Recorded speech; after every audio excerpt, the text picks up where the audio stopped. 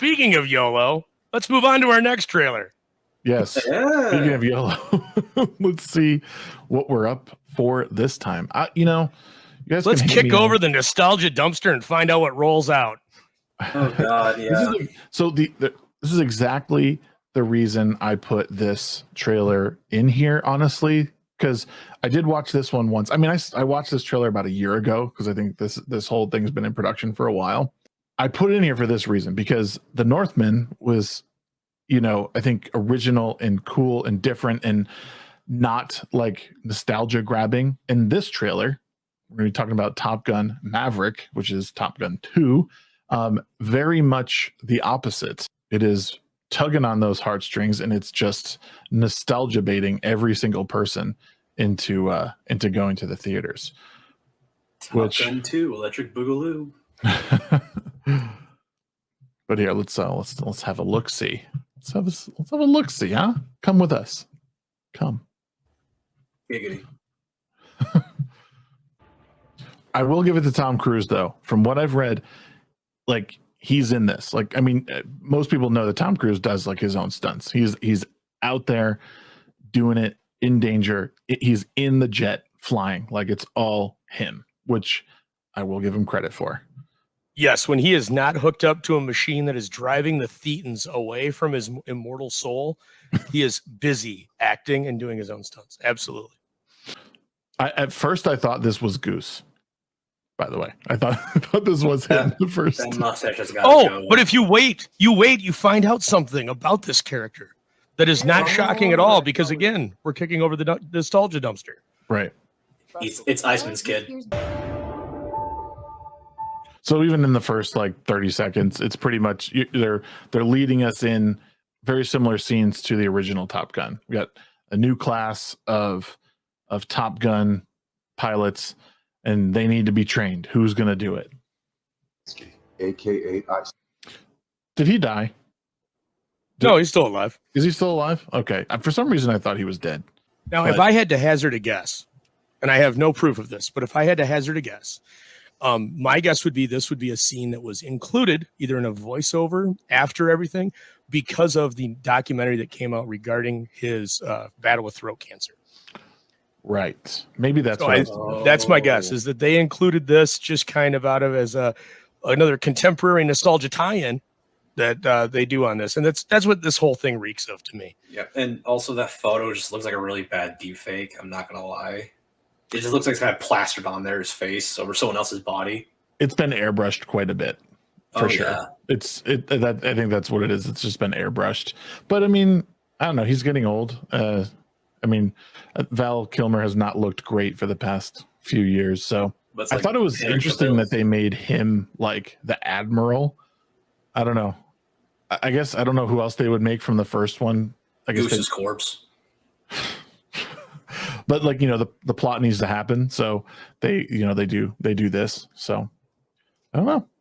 Man, he seems to think that you have something left to offer them. And again, like shot for shot, like what this exact shot was used in Top Gun, of him standing on the edge. Maybe it wasn't in this exact spot, but it was very like silhouette, him on the deck.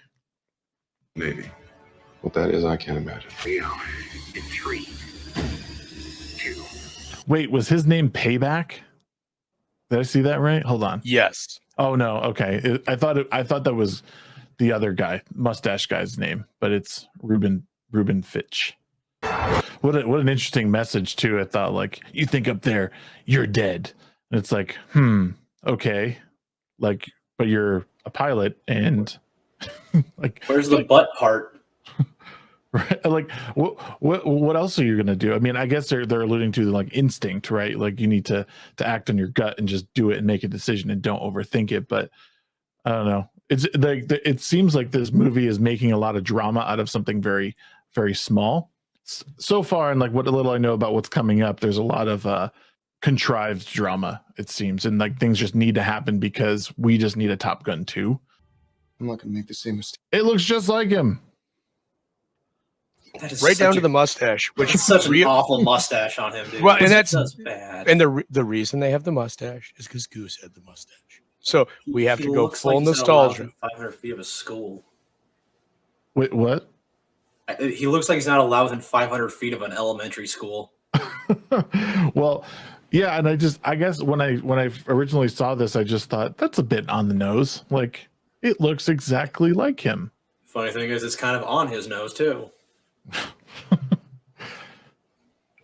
And I think this is the line too that I was kind of like, oh my god, this movie is 30 years too late. It is. And you know what I think would have been a bet, because what they're doing with this obviously is they're putting Maverick in the starring role, which is understandable. He's the big actor. Right. It would have been much more interesting to have one of those films that, to use a play, kind of subverts what you expect from it in a really positive way, which is presented this way, but then halfway through the film have Maverick be in the kind of the Tom Skerritt role, where he kind of passes the baton and they have a new class and they go off and do it and they do the action, kind of what happened in the movie, right? Yeah. And you use Maverick as kind of the pivot point for a character's turning of their own arc, but you write it in such a way that it's presented that, oh, it's all about Maverick, but it's really not. Through halfway, like 3/4 of the way through that second act, you pivot and you make it, no, it's really been about this character the whole time. That would have been better. I just don't think that Tom Cruise would have done the film then. I think it has to be about him and it has to be about this character. And it's this is going to do well. People are going to love it. I think it could have been a better film if they would have maybe written it a little bit better, which is weird because they've had 30 years, like you said, to do it. So, right. And I just think like, and the other thing is too, is like, who cares about jets anymore? Like, I feel like when this movie came out, it was like the thing, like, I just feel like there's so much more. Like, do we even fly jets anymore in a war zone? Like, I know we do. Like, it's rhetorical, but like, even war nowadays is fought like with drones, and just like wartime has just changed so much that I feel like everyone wanted this so bad for so long, and they're like, well, we just got to make it. And Tom Cruise is like, well, I'll do it. Like, it's cool. And someone wrote it, and they're like, all right, well, let's do it. And I just feel like there's not a whole lot of oomph, if you will, behind this. Like it just, everyone expected it to happen, so it's happening. But I don't know if people really care, because again, we're 25 years too late at this point, or 30 years too late. And like, even obviously, was her name Kelly McGinnis? Was that that the love interest in the first one, who's clearly not coming back for this? Looks like they're putting Jennifer Connelly in here as a love interest for Maverick. So I don't know. I didn't look at the IMDb page to see who Jennifer Connelly is. I almost felt like she had some maybe connection to a character in the first one, because they feel they have to do that. But I do agree with you, Aldous, that I feel like there should have been like maybe even like a passing of the torch in some way, or maybe like Maverick dies at some point, and that's a way of sort of passing the torch, and maybe his death inspires his, due to the infighting of the group, it costs Maverick his life, but the students now have to sort of overcome this great challenge because they're in an active war zone, and Maverick like had the answers and they should have listened to him, but he somehow sacrifices himself for them. Like maybe that would have been the better story. That could have been, yeah. I feel like the whole like the Goose's son being vindictive about Tom Cruise's character kind of causes his death. Like, I can see that working, but I think they're gonna overdo it. She's like, I just hate you, yeah. And it's just like nothing's gonna happen from it. Like anything of worth. Right. And now that I'm like thinking back on, I'm trying to think back on Top Gun and how Goose did die. Goose died because of a fail, like the canopy. They were in a flat spin out over the water. They ejected, and because they were in a flat spin, they ejected into the canopy, and so Goose broke his neck and died.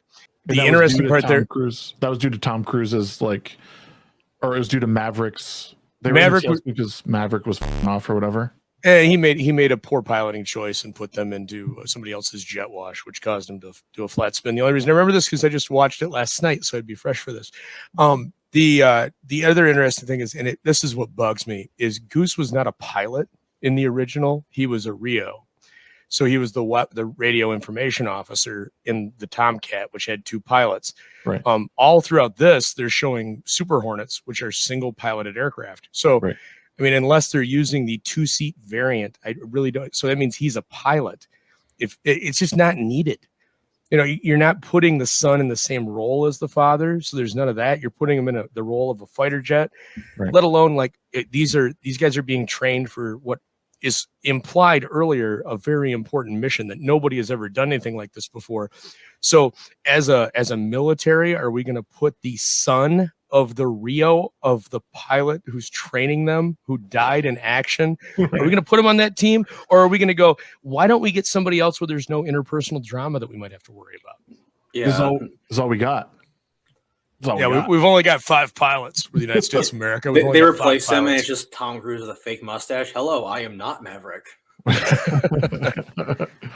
Well, yeah, and it's like, well, I guess they couldn't get Jared Leto. Come on, get Danny DeVito. I'd love to see him train pilots. My God, it'd be great in like the parody of it, like if they did Start blasting a new Hot Shots movie with Danny DeVito as Maverick. I'd rather see him as Louis from Taxi. Yeah. You talking to me? Oh shit! I knocked something over.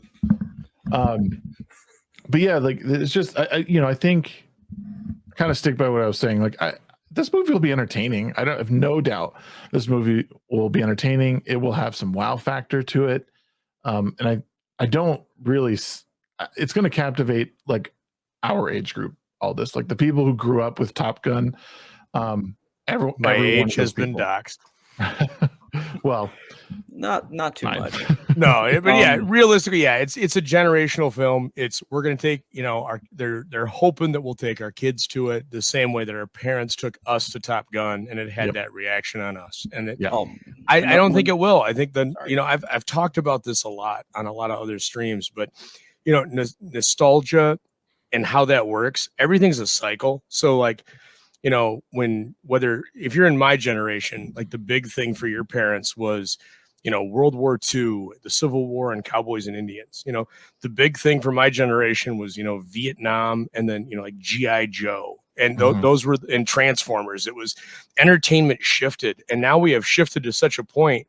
And the other thing is, we also have, Vietnam was like a distant memory as a kid, despite the fact that it was only like a decade prior, right, when it ended. And, everybody's dad, like half the dads were Vietnam vets. Well, now, man, there's so many vets because we've been doing stuff for so long that this isn't exciting to a lot of people because it's fresh. Right. There's built up tensions and, God, man, society's also gone crazy and we can't launch fireworks off because people have post-traumatic stress disorder. And there's just not the sense of yay that there used to be over this kind of thing. And whether that's bad or good, I'm not going to get into that. I'm just saying we're in a different cultural zeitgeist than we were 30 years ago. And they're really going to have to work on that with the story to do it. And if they just base it off of interpersonal drama, it's going to be a miss. Yeah. And not to mention too, like the whole like America thing is like, it's so far gone at this point that like they can't lean into that even, which I think when the original one came out, people were still proud of who like being a part of this country. And I think you're not seeing that anymore. You're seeing a lot more people be like, oh, like, or like at least the younger generation, they'd rather watch things burn than to celebrate like, their countrymen. Or even like active service for that matter. So I think there'll be a miss on that point. And you're right. And if it is just a bunch of like infighting drama, then it's like this movie won't hold up over the likely 2+ hour runtime that we're going to be seeing. And just, I might as well look it up at this point what it is. But Zombie, did you have anything else to add regarding? Yeah. Also, like I had a GameCube. Like my dad got me a GameCube, and he had the Top Gun game on there. And I sucked ass on it, but my dad would play it, and he would just show me how just awful I was at flying a plane. I didn't know they had a Top Gun game. Yeah, it's not too bad. I eventually learned how to play it. I just didn't have fun, honestly. But still, like it was fun for my dad to play it. So it's definitely like all this is saying. It's gonna be parents bringing their kids It's just Yep. going to go All the right. whole cycle again. Space Zombie has given enough time from that comment, so this will be an easy cut. You need to cut that out and make sure that you politely in the background for background music just play Kenny Loggins playing with the boys when you cut that. Yes. But only for that segment where he talks about the volleyball scene. And you cut out the part where I said I was joking. I mean, my dad, he got Top Gun on DVD and had me watch it all the time with him because he loved that movie. He focused a little too much on the volleyball scene, but anyways, then also... Your dad did? Yeah. I do remember the Top Gun NES game. I do not remember the GameCube game. Maybe it wasn't Top Gun, but it was definitely like a piloting game. Listen, Snick, I do know that I don't know the GameCube one. I know the NES one because that was my system. It was called Top Gun Ace of the Sky. Ace of the Sky. Yeah. I don't even know if it was where it fits in the lore.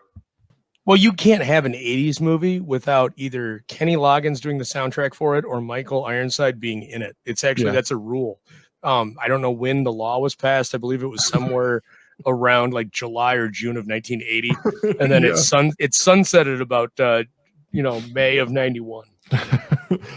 Well, I hate to do it, but as far as the trailer goes, I think it's fair to say that we have a bit of a dud on Maverick. I mean, it looks fine. It looks fine. Yeah, I'm sure it'll be fine. It's fine. It's not, I don't know. This doesn't even strike me as a movie that I'd want to go see in the theater. These are movies you want to see in the theater because they're big and but I don't even think it'll be worth it. I'd rather just watch it on my 60-inch TV at home. It'll probably be just as good because I think it's going to suffer from really poor writing. They're just going to reuse a lot of the story beats from the first one. So, it'll be like revisiting The Force Awakens and like, oh, this seems really familiar. Okay, because they're rehashing A New Hope. It'll be a very similar feel, I think, with this movie. But Tom Cruise will make it good. Like I said, he does great with his stunts. And it looked, from what I read, the movie was shot in a 2-seater, but it was shot as if he was in a 1-seater, but he was in a 2-seater. Obviously, he's not flying that jet, but he's actually in it, while they're flying. So it all, him and the G-force, it's all there. So it's pretty cool.